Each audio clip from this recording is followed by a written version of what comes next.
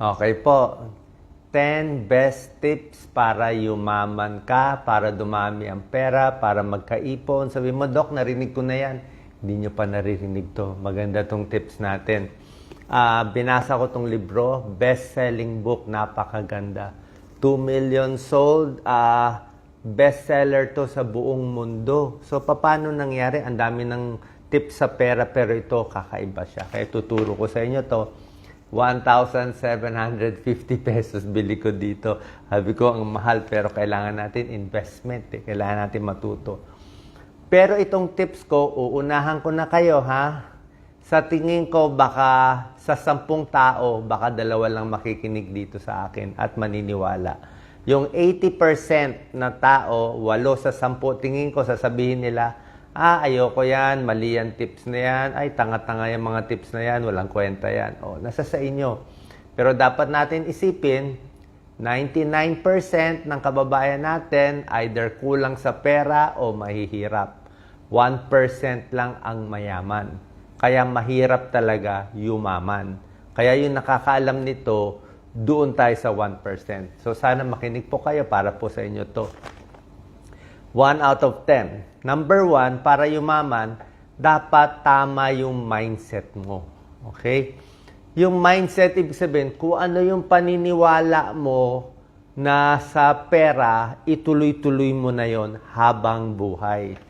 Yung mga mayayaman, bilyonaryo, iisa lang mindset nila eh.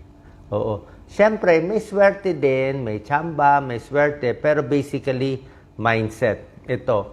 Ang mga tunay na mayayaman, pag tinanong mo sila paano yayaman, anong stock market, anong gagawin, sasabihin ng tunay na mayaman, hindi ko sure. Baka pwede sa stock market, pwede sa lupa, pwede sa ginto, pero inaaral ko pa. Lagi nila sinasabi, hindi ko sure. Inaaral ko pa. Pero ang mahirap at yung mga taong, paano ko ba sasabihin, medyo mahina yung utak. Okay, yung mga hindi matatalino, pag tinanong mo sila, paano ba yayaman? Paano gagawin yan? Ang sagot nila lagi, alam ko yan. Simple lang yan. Ganyan yan eh. Nabasa ko, masama itong tao, mabait ito, naloko ito, tama to. So, yan po yung tinatawag na Dunning-Kruger effect. Yung Dunning-Kruger effect, yung mga mas bobo, isip nila, alam nila lahat. Pero yung mas matatalino, lagi nila sinasabi, hindi ko alam. Gusto ko pa matuto. Kasi nga, ayon dito sa libro, ang knowledge natin sa pera ay wala pang 0.0001%. Kasi ang dami na nangyari noon sa pera na hindi natin alam. Noong mga lumang panahon, paano umakyat, bumaba yung pera, sa recession, sa World War II, iba yon. So, dapat makinig. Damang mindset, makinig. Number 2, para kumita ng pera pang matagalan, para yayaman, dapat long-term ang isip at slow investment. Slow ipon and long-term. Dito lang bagsak na ang karamihan sa kababayan natin. Kasi karamihan ng kababayan natin ang ayaw ng slow, di ba? Gusto nyo agad, get rich agad. 1 taon lang kikita na, double your money. Ayaw nyo ng slow, gusto nyo biglaan. Pero ang secret sa super yaman, slow at time. Time is the secret. Si Warren Buffett, kinakwento nga dito sa libro, yung pera niya at age 64 years old, ang pera ni Warren Buffett, $11 million. Malaki. Malaki na yon, pero pagdating niya ng edad 65 pataas, doon siya kumita ng billion. Paano bigla? Kasi long term siya. Ang tagal na niya nag-i-invest. Doon pa lang umani nung nag-senior na siya. Marami ang yumayaman pag edad nila. Okay? Pag edad 50, 60. Pero dapat, nung bata pa sila, marunong na sila mag-ipon, mag-invest, lalo na sa kalusugan. Bakit mahalaga ang kalusugan? Hindi dahil Doc Willie ako. Imagine mo, isang tao, 50 years old lang, nagkasakit, namatay, nakaipon siya 1 million, kunwari.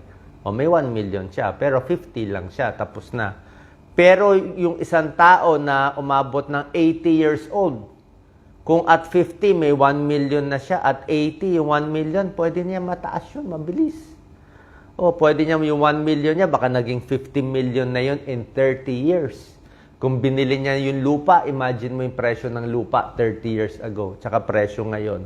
Oras eh.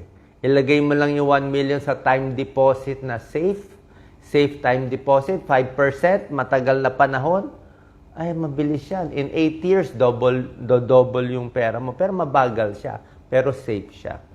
Okay? So, ayaw natin ng bigla-biglaan, kaya nga susundin. Number 3, ito pinakamahirap na tip. Karamihan bagsak dito. Ito pinakamahirap, number 3. Nandito yan eh. Do not move your goals. Huwag mo baguhin ang goal mo. Ano ibig sabihin?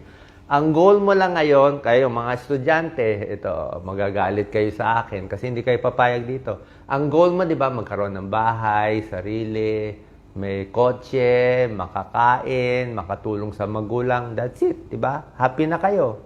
Pero, oras na kumita na kayo ng pera, pag tumanda kayo, pag kumita kayo ng pera, ayaw mo na tong goal eh. Ang goal mo, hindi lang isang bahay, 2 bahay, 3 bahay, alahas, bagong cellphone. Babaguhin mo yung goal mo eh. Example, kita mo 20,000 a month. Kunwari, gastos mo 20,000 a month. Okay lang yun. Mahirap eh. Mahal ang biliin eh. So, wala kang ipon. Paano kung sa ibang araw tumaas ka na? Gumaling na skills mo, nag-aral ka, nag-educate ka sa sarili mo. 30,000 na ang sweldo mo. Ano gagawin mo? Karamihan, pag 30,000 ang sweldo, 30,000 ang gastos. Siyempre, kaya na, mag-enjoy na ako, magti-trip na ako, magbabagyo na ako, ikot na ako. Enjoy ako eh. Tama naman, di ba? Kaya lang, 30,000 kita mo, 30,000 ginastos mo, after 8 years, wala pa rin pera. Diba? Wala pa rin. Zero ka pa rin. Utang pa rin. Kasi ginastos mo 30. Kahit kumita ka pa ng 50,000 a month, ang gastos mo 50,000 din. Siyempre, enjoy ka eh. Ending mo, zero. Pero kung ang kita mo 30,000 a month, do not move your goalpost. Ang gastos mo 20,000 pa rin. Nung maliit ang sweldo, yung pa rin. Ano mangyari? Na makakaipon ka 10,000 per month. In 1 year, 120,000. A little more than 8 years, ilan na yun? May 1 million ka na. In 8 years, may 1 million ka na. At oras na makuha mo yung first million mo, mabilis na tumaas. Yun ang secret eh. Money will make you more money. Pag may 1 million ka na, pwede mo na i-time deposit, pwede mo na ilagay. Pero kung ang pera mo maliit pa lang, walang interest bibigay ang bangko. Yun ang pinaka-safe eh. Di ba sinabi ko sa inyo? So, nasa ipon siya, nasa sa inyo. Okay? Kung papayag kayo sa tip na to. Number 4, sabi mo, Doc, wala namang kwenta yan. Kumita na nga ako ng 50,000 a month. Wala pa rin pagbabago sa buhay ko. Ganito. Example natin. Ano ba magandang example? Pag ito ang kita mo, 20,000, ang gastos mo, ito kita. Ito gastos. Okay? Pag umabot ka na ng 30,000, pag sinabay mo kasi siya, wala kang ipon eh. So, kailan mo tataas yung lifestyle mo para makapasikat ka? Diba? Yan naman gusto ng ibang tao, puro pasikat eh, para mapakita mo yung magandang relos, magandang gamit, magandang cellphone. Pwede mo itaas yung lifestyle mo, oras na, tumaas na to ng doble. Let's say, tumaas ka na ng mga 50,000 a month. O, di tsaka mo na itaas konti to. Pag tumaas pa yung kita mo, itaas mo konti to. Pero ang point ko, lagi dapat mas mataas yung kita sa pag-angat mo dito. Laging mas mataas ang kita doon sa gastos mo. Okay? Kasi oras na sinabay-sabay mo na you only live once, zero lagi. Bakit ka pa masisiro? Emergency. Nagkasakit ang nanay, nagkasakit ang tatay, ubos yun. O nalugi, na-scam, natanggal sa trabaho, nag-crash yung market, nagkagera, lahat lugi. Kaya nga dapat laging panalo ito eh. Yung goal mo, yan ang pinakamahirap. Do not move your goalpost. So, nakasulat siya dito. Ayan o. The hardest thing is for your goalpost to keep your goalpost from moving. Yan ang pinakamahirap. Kasi yung tao, pag nakakuha ng konting pera, gastos agad, yun na nangyari. Number 5, do not compare. Do not inggit. Oh, ito talaga, dito tayo mauubusan ng pera, kaka-compare. Kasi, let's say, kita mo 20,000 a month, inggit ka sa kapitbahay mo, 100,000 a month. Hahabulin mo siya. Ay, pag hinabol mo siya, kanya-kanyang buhay eh. Baka swerte niya yon na 100, baka may mana magulang niya o na swerte niya yon. Hayaan mo siya kumita ng 100,000, bahala siya sa buhay niya. Kumita man siya ng 1 million, kahit sa masamang paraan ginawa niya. Hayaan mo na siya. Iba ang buhay mo. Kung ang buhay mo pang 20,000, 30,000 naman, iba-iba ang track. Doon ka lang. Okay? So, always, lagi naman kasing merong mas mayaman sa atin. Kung yun ang titingnan mo, maiinggit ka. Mas maganda nga, tumingin ka sa mas mahirap eh. Pag tumingin ka sa mas mahirap sa'yo, mas okay ang pakiramdam mo. Okay? So, ang problema sa inggit, pag inggit, doon ka masisiro. Kasi magre-risk ka eh. Hahabulin mo siya. Mawawala yung ugali mo eh. Number 6, ito, uulitin ko rin yung pinakamaganda. Slow, steady, ipon, konti-konti. Pag inipon mo yan, dadami yan. Long term, patagalan. Kaya dapat healthy ka. Patagalan yan. Tapos pagdating na isang araw, biglang tataas. Parang lupa, oh. Yung mga lupa, pag dati, mura-mura lang, bigla na lang mag-zoom eh. Yung mga nagsasabi, ito favorite ng kabataan na YOLO. You only live once. Mamamatay naman bukas, gastusin ko na. Di ba? Gastusin ko na. Yan talaga ang problema. Kasi nga, pag ginastos mo, maubos. Okay? Example ko sa inyo. Kung makaipon kayo one day ng 1 million, let's say 1 million maipon nyo, maraming bangko ngayon, time deposit is very safe. Let's say 5% makuha nyo.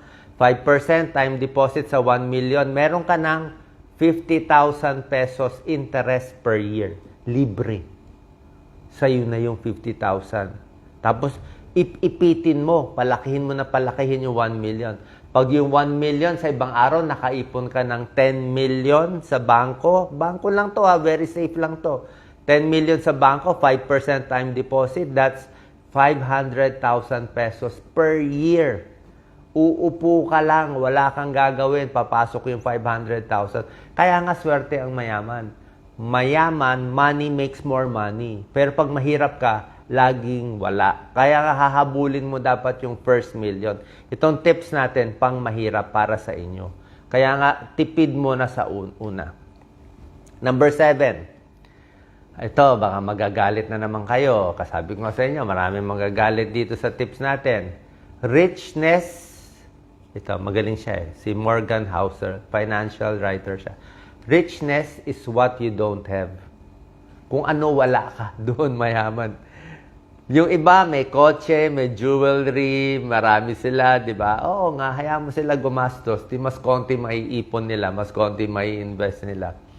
Ang mayaman, yung kaya bumili ng magagarang gamit, pero hindi siya bumili. Kaya niya bumili ng mamahaling Polaroid or baro, pero hindi siya bumibili. Richness is what you don't have. Sasabihin mo, ang tanga-tanga naman yan. Ang daming pera, ayaw gastusin.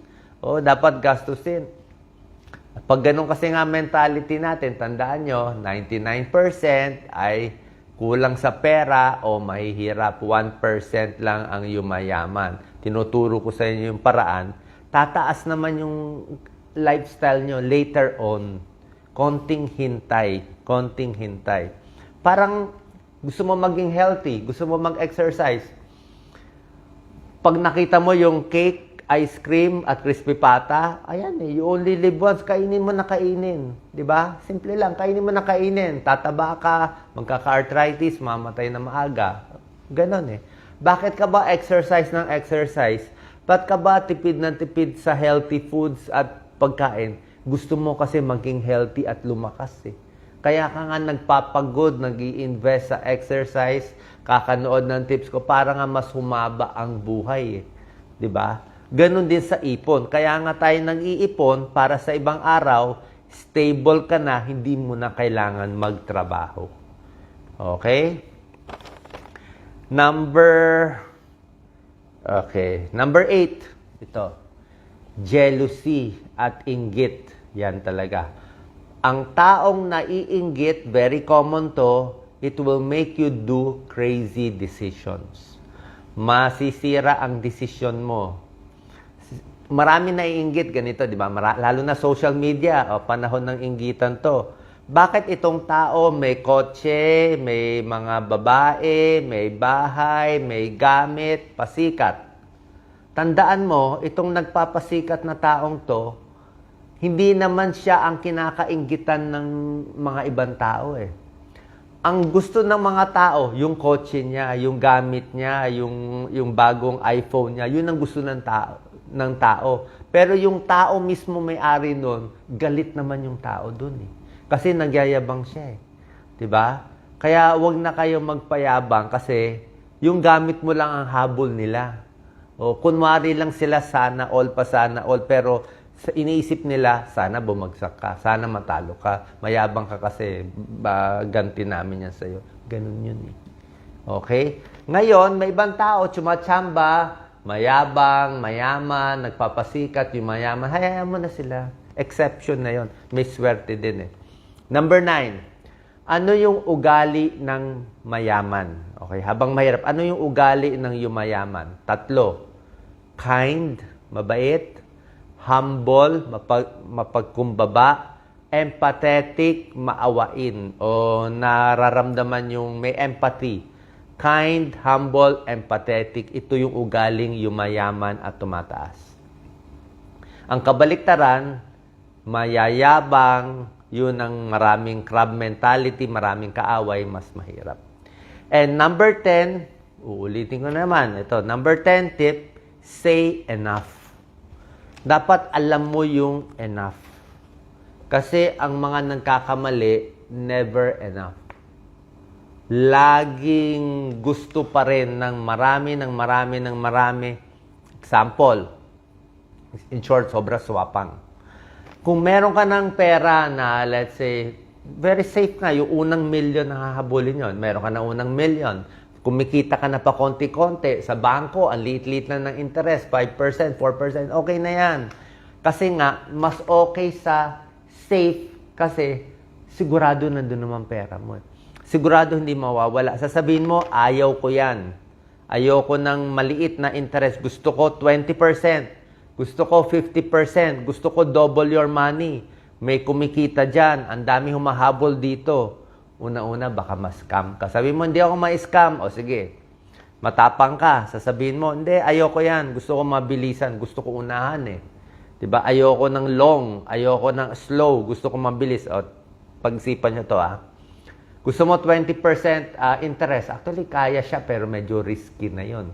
Let's say sa 20% interest, meron ka ng 2% risk na lulubog. Sabi mo, 2% lang yan. Okay lang yan. Sa 1 million mo, ininvest mo sa 20%. O, panalo ka unang taon. 1.2 million ka na. Happy ka na. Lumabang ka ulit next year, 20%. Umabot ka na ng 1.4 million plus. Okay? After 5 years, kumita ka pa rin. Okay, panalo ka pa rin. Hindi ka pa nababasted. Paano kung on the 6th year, pagpusta mo doon sa 20%, 30% investment, doon ka nalugi? Ang ending mo, 0 pa rin. Kasi hindi mo nasabi na enough na eh. 'Di ba? Na 0 ka. Kung meron ka ng ganitong ipon, matipid ka lang, mabubuhay ka na, okay ka na, kikita ka na konti-konti. Ba't kailangan mo ipusta lahat ng ipon mo sa isang investment na hindi safe o yung mataas na ibibigay nga na interest? Ba't mo pa ipupusta na pwede mawala lahat? Diba? Kaya wala nga. Kaya nga dapat ito, do not do crazy things. Huwag mainggit sa iba. Happy ka na sa goal mo. Itaas mo lang konti yung lifestyle mo. Pag tumataas ang kita mo, ugali mo, huwag magyabang para hindi ka ikrab ng ibang tao. Richness is what you don't have. Diba? Sinasabi ko sa inyo, Do not compare yourself to others. Huwag galawin ang goal. And yung tamang mindset, steady lang. Patagalan to long term. Doon yung mayaman yung mga tao. Yun ang secret. Sana po naintindihan nyo. Hindi ko nga alam kung gagawin ko tong topic kasi karamihan naman di sumusunod sa ganitong tip. Kaya nga karamihan, nagagalit lang, napipikon lang. Pero ito talaga yung paraan. Sana po nakatulong tong tips. Sa konting makikinig sa atin at susunod, good luck sa pagyaman nyo. Actually, part 1 lang to Marami pa siyang ibang tips. Ang added tips, sasabihin mo, Doc, paano ako kikita na mas malaki? Add ko na, kailangan taasan mo ang skills mo. Kung kayo ay karpentero, wag lang dapat karpentero, aral ka mag-drive. Kung ikaw driver, mag-aral ka mag-mekaniko. Dagdagan mo yung skills mo. Kasi pag mas mataas ang skills mo, mas magaling ka, meron ka pang added talents, doon tataas yung sweldo mo. Doon ka mas kukunin ng tao. Pero kung ang talent mo, ito lang, paulit-ulit yun lang, hindi ka nag-i-improve, yung sweldo hanggang ganun. Diba? Kailangan pataas ng pataas, aral ng aral. Lagi natin sasabihin, hindi natin alam lahat, marami pa tayong matututunan. Yun ang mindset ng mayaman at matalino. Salamat po.